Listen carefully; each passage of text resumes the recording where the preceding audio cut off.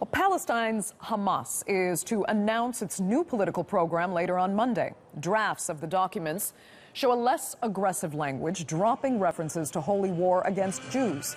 Hamas's more moderate image could help it get taken off Western terrorism lists. The new document also plays down ties to the Muslim Brotherhood, which Egypt's government considers a terror organization. Well, for more on this, we're joined by Daoud Kuttab. He is a journalist and author specializing in Middle Eastern political and social issues. Thanks so much for joining us. This manifesto may be an effort to improve relations, but it would have to be seen as sincere in order to work. Do you think it will be taken seriously? Well, I think some circles will take it seriously, probably more so in Europe than in the U.S.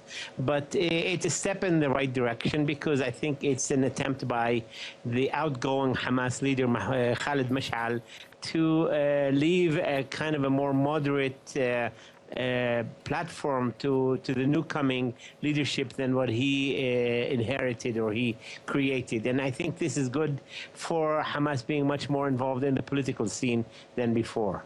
So tell us then what's been happening internally in Hamas for this to happen. Well, first of all, Hamas is going through a major electoral process. They're electing candidates from Gaza, from outside, and eventually electing the head of the Politburo. They already elected the leadership from Gaza, and most people expect that Ismail Haniyeh, the former prime minister, will be the new head of the political bureau. So that's what's happening on the internal front. Of course, there's still the conflict between Hamas and Fatah over who controls Gaza and what happens there, but that's another issue. But how confident are you ultimately that Hamas could actually become part of the international dialogue here? Well, the key issue, I think, is whether and how they will join the PLO. There's a lot of discussions in the reconciliation about Hamas being part of the PLO. And once they are part of the PLO, then whatever the PLO has signed, such as the Oslo Agreement and such as the mutual recognition between Israel and the PLO, would apply to Hamas because they would be part of the PLO. This is the big crucial decision. And you said initially whether they have to prove that they are actually moderating. This would be the way to prove it. If they join the PLO without the PLO changing its position, I think this would be one of the best ways to prove that they are indeed moving towards a more moderate point of view. But would Israel and perhaps to a lesser extent Egypt ever trust any change of heart on behalf of Hamas?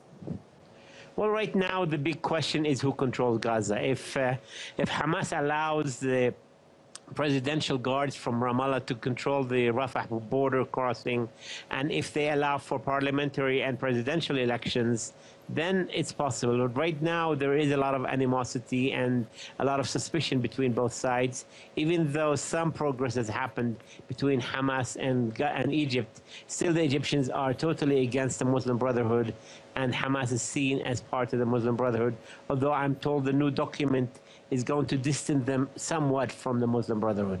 Okay, Daoud Kuttab, we'll leave it there for now. Thank you so much for joining us from Amman.